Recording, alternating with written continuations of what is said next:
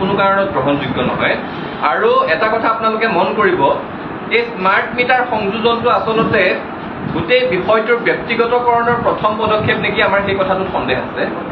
Smart meter সংযোজনৰ লগে লগে আগতে যিবোৰ আমাৰ থলুৱা যুৱক যুৱতী সেই মিটাৰৰ ৰিডিং ল'বৰ কাৰণেই হওক বা আন এনেকুৱা সৰু সুৰা কামৰ কাৰণে বিদ্যুৎ বিভাগটোৰ সৈতে সংযুক্ত হৈ আছিলে, ঠিকাভিত্তিক হ'লেও চাকৰি বাকৰি কৰি আছিলে, সেই চাকৰি বাকৰিবোৰ লাহে লাহে নোহোৱা হ'ব। আৰু গোটেই স্মাৰ্ট মিটাৰবোৰ সংযোজন হৈ যোৱাৰ পিছত, গোটেই ছেটআপটো এবাৰ ঠিক হৈ যোৱাৰ পিছত লাহে লাহে গোটেই বিষয়সমূহ ব্যক্তিগতকৰণৰ ফালে আগবাঢ়িব নেকি, সেইটো আমাৰ সন্দেহ হৈছে। কাৰণ স্মাৰ্ট মিটাৰৰ নামত এই হাৰাশাস্তি সহ্য কৰি থাকিব নোৱাৰি। আৰু হিমন্ত বিশ্ব শৰ্মা ডাঙৰীয়াই স্মাৰ্ট মিটাৰৰ নামত যি স্মাৰ্ট ডকাইত ৰাইজৰ ওপৰত জাপি দিছে, তাৰ কিন্তু ফল ভোগ কৰিব লাগিব। তেওঁ যদি ভাবি আছে যে কেৱল কেতবোৰ আঁচনি দি থৈছে কাৰণে মানুহে তেওঁৰ বিৰুদ্ধে কেতিয়াও কথা নকব, মানুহ ৰাজনৈতিক গোলাম হৈ গৈছে, মানুহে মন মগজু বিক্ৰী কৰিছে বুলি যদি তেওঁ ভাবি আছে, তেওঁ ভুল ভাবি আছে। এই কথাবোৰ কোনো কাৰণত সহ্য কৰিব নোৱাৰি।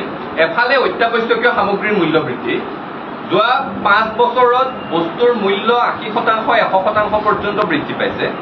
তাৰ সমান্তৰালভাৱে ৰন্ধন গেছৰ মূল্য বৃদ্ধি, ইন্ধনজাত সামগ্ৰীৰ মূল্য বৃদ্ধি, টোল গেটত টেটু চেপা দিয়া হয়, আৰু এতিয়া ভোটৰ ওপৰত দানৱ অপৰাধী স্মাৰ্ট মিটাৰৰ নামত অবাধে মানুহৰ পকেটৰ পইচা কঢ়িয়াই ৰাজকোষলৈ লৈ যোৱা হৈছে। এই কথা কোনো কাৰণত সহ্য কৰিব নোৱাৰি। সদৌ অসম ছাত্ৰ সন্থাই আজি সমগ্ৰ অসমৰ প্ৰতিখন জিলা সদৰত ইয়াৰ বিৰুদ্ধে প্ৰতিবাদ সাব্যস্ত কৰিছো, আৰু ৰাইজ অত্যন্ত ক্ষোভত আছে। চৰকাৰে সেই কথাটো উপলব্ধি কৰা ভাল। এই ধৰণেৰে যদি ৰাইজৰ টকা শোষণ কৰিবৰ কাৰণে নতুন নতুন পদ্ধতি উলিয়াই থাকে, স্মাৰ্ট মিটাৰৰ দৰে ব্যৱস্থাবোৰ লৈ থাকে, তেতিয়াহ'লে ৰাইজৰ ৰোষৰ যে চৰকাৰখন সন্মুখীন হ'ব লাগিব, সেই কথাটো খাটাং আজিয়ে সকীয়াই থৈ দিলো।